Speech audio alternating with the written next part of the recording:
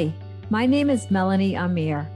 I am the director of Outpatient at Washburn House, which is a part of the Promises Behavioral Health family. We have created a monthly video series to connect with our community. Our goal through this is to help individuals and families navigate substance use and mental health challenges by sharing useful insight and authentic conversations and have some fun. We know there is hope in recovery, and we want to show you that we can get better together. Remember, everything matters. Hey, Andrea. Hey, Jess. And hello, everyone who joined us for our intro podcast for Washburn House, part of Promises. Yeah, we're so happy to be here. Our goal is to help you, or try to help you, and in the process have a little fun. So we want to share our experience with you, and yeah, hopefully it will work.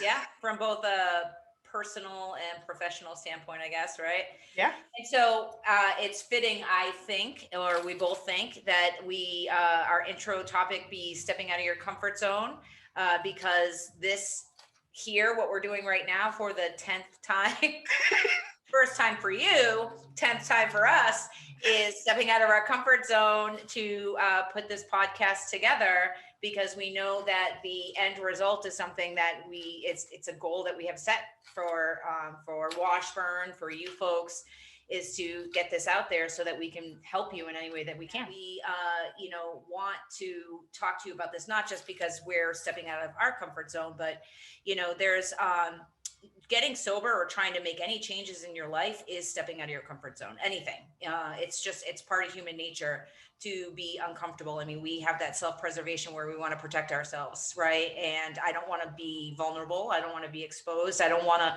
leave any room for anybody to say anything about me. I want to be in my bubble. And, we ask, the recovery community asks a lot of you, and we at Washburn ask a lot of you when you're coming around. You don't have your buffer anymore. Drugs and alcohol have been removed, or maybe your sex or gambling, whatever it was that was, your crutch, that's been removed. And then we ask you to start talking and expose yourselves, and, and it's a huge risk to take. And, the risks, we want to take risks. Right? We want to take risks so that we can understand, if it was worth taking, if it's going to be a push in the right direction, help us to grow, or who or what we need to eliminate from our life so that we can grow. And, it's a risk right now, what we're doing this. It's a risk because we have no idea what feedback is going to be. We don't, feedback from the folks that are going to edit this, feedback from you guys, and that's a risk to just put it out there and, hey, this is us on camera. This is our thoughts out on camera, and give it to you guys for all to see and comment on. Right. Yeah. There's so much fear involved in risk taking, like, what if that person doesn't like me? What are they going to think? Right? What are they going to say? They're going to talk about me. But I think that, like Andrea said, like weighing the benefits and the costs, right? What is it worth it? And so here's our risk taking, and hopefully it will be worth it. So why don't we start with some stories? Okay. If you guys know us, we've got stories, and lots of them. So yeah. You go first. You got a good one. The very first one that I can think of was, we were both pretty new in recovery. We were working together, and you'll hear the story about how we met. It's a great story. It's just how the universe brought us together. It's amazing. But we were working together, and we had been for a little while, and I was struggling. So, in recovery, I'm working, I'm struggling with, shame, guilt, remorse, regret. Like I'm writing formalized step work, and at this part where I'm just like bringing up this stuff that makes me feel really bad about myself. And in that moment, I felt like the feelings were unbearable. Like I was sitting with myself, and I didn't know how to sit with myself, and I was restless, irritable, discontent. And I remember looking at you, we were working in the field, and all the clients were in bed, and we had some of our best conversations at those times, like those late night hours, like waiting for the next shift to relieve us. And I remember looking at you and like like lifting my head up, right, which I hadn't done probably in forever, and just saying, I don't feel good about myself, and I took a risk, and it was so uncomfortable because I'm so used to not doing that. I'm used to doing the opposite, right? Like that's what the world had taught me. Like be strong, be independent. You don't need anybody, self-reliance. And you looked up at me and you just said, me too. And I was just like blown away, right? So talk about a benefit to that risk. That's when we really started having those deep conversations, right? That were so imperative to who I am today, who I've become. And so that risk was well worth it. And now look at us, right? We have a great friendship, You're an auntie to my Maddie, and I'm an auntie to your kids. And I mean, it's been a while, but it's just what a great way to describe risk taking and the benefits that can come from it. It's amazing. But now I want you to tell your story about your first countdown and your acapella.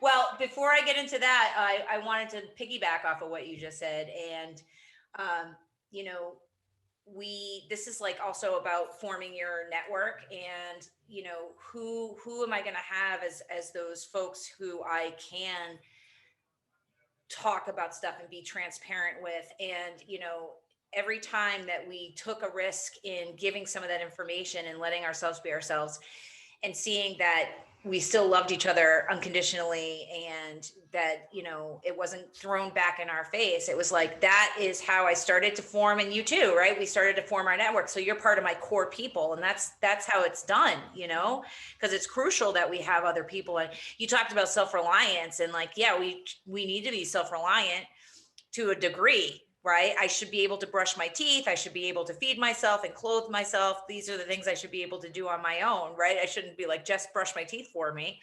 But that goes only so far. I would. I know you would. I would brush yours too. But that goes only so far, and we need that network. So, all right, without further ado, so I'm going to start with my acapella story. So I'm like, I don't know, 7 months sober. It was in my first year. I think I was just coming up to a year because it was coming around. I think it was like the New Year's Eve countdown, NECIPA, the New England Conference of Young People in AA.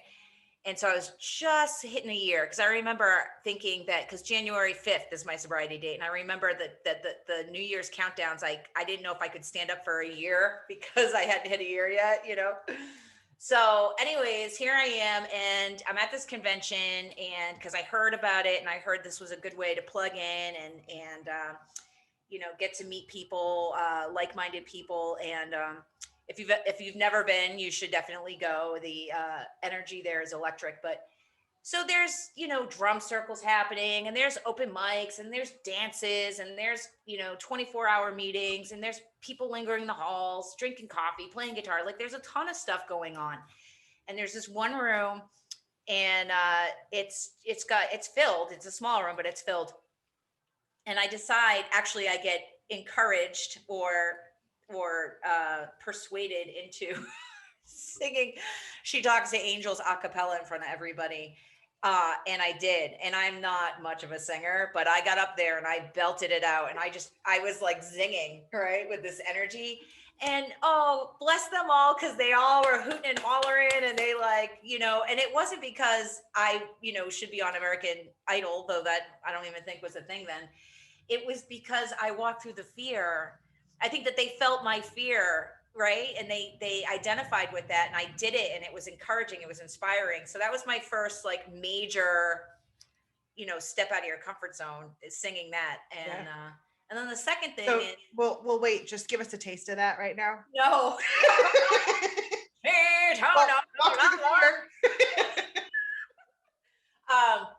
So the second thing that I got from this particular from these conventions is something that we have since pulled into our into IOP, to help us to build a culture with the clients that come through, and it has to do with the recovery countdowns.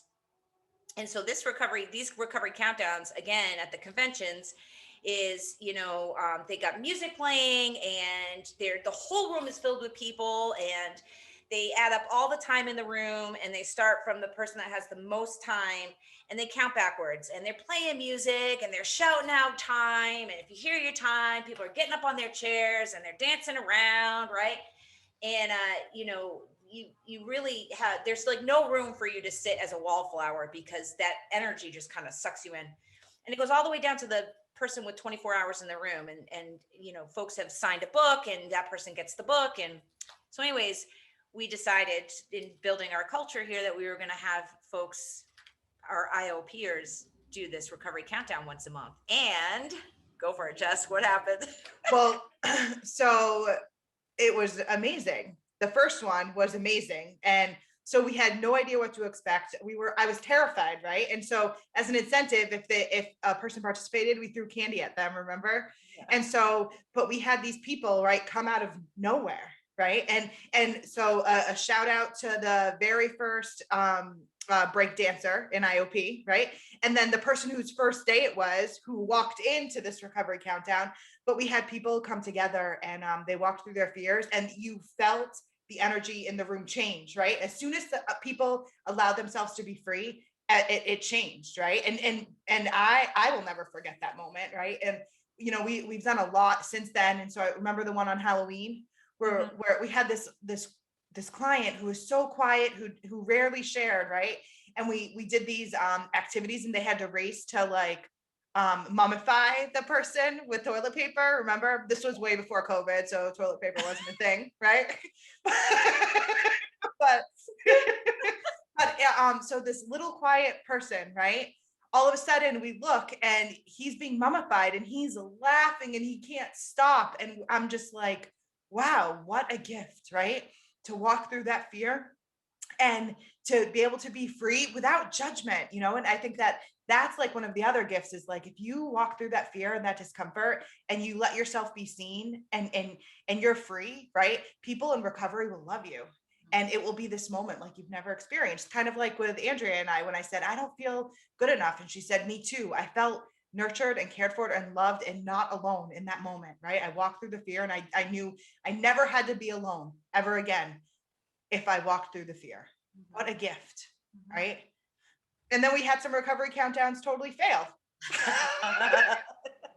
Like the last one. And it was like pulling teeth, and we gave candy too, but it was still like pulling teeth, and that's okay too, because we're humans, right? And we just let ourselves be human, and we knew it bombed, and we laughed about it bombing, and we did karaoke that day. Remember, we were the only two who did karaoke. And I danced my way across the room. Do you remember that? Yep. So that's something that we do, right?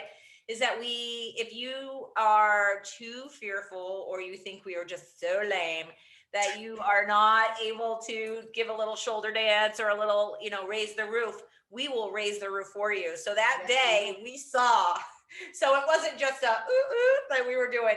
I was shimmying across the floor, like all the way across the room, and then all the way back, just to get people. And some people were into it, right? But the majority of that room, it bombed. Yeah. And so we just made the best of it, Yeah. And because Rule 62, don't take yourself so serious. Yeah. Sometimes you got to keep things light, Yeah. And I think the other part of it is that it bombed, and it's okay. Right. Yeah. And we still were able to provide each other with like support and comfort, and know that we're imperfect beings. All of us are. We're imperfect beings, and not everything is going to go right all the time, but we just give ourselves permission when they don't go right. I think, to go back to the theme of risk taking, that's a risk. It's not just a risk for the clients, because it's their first time. Well, some people it's not, but for the majority, it's their first time. It's a risk for us because it's a new group of people every time we do it. So it's not like it's people that have been with us for 6 months, and they're like, they're so used to us, and so now they're really comfortable with us. So it's a risk on both ends, and but again, it's like having an idea, maybe not knowing if it's your first experience with whatever you're doing, like raising your hand for the very first time at a meeting to share, or ask for a sponsor, or call the rehab facility, right? That might be your very, very first time and you have no idea what to expect. But again, I have it in my head of like where I want to be. And I'm being told that I have to take this step first to get there. So I'm going to trust the process and I'm going to trust the information that came to me that in doing this, that I will get there at some point. And in everything being that opportunity for us to, you know, develop spiritually in a deeper level. Yeah. Awesome. The audio matching up. So next month, we're going to talk about how we met, how our paths crossed, and we're going to talk more like on a real spiritual level about the universe kind of lining up and how, you know, things kind of played out the way that they were supposed to be in order to get us right here at this moment right now. And if you're listening to this podcast, it's exactly where you're supposed to be. We are exactly where we're supposed to be right here, right now. So just a reminder, do the next right thing, be a good human, and remember, everything matters. Everything. Bye, guys. Thank you. Thank you for joining us today. We want you all to know we are here for you at Washburn House. Join us for our next episode at the same place, same time, to learn about addiction and recovery. If you or a loved one is suffering from addiction or mental health, please do not hesitate to reach out to us. And remember, everything matters.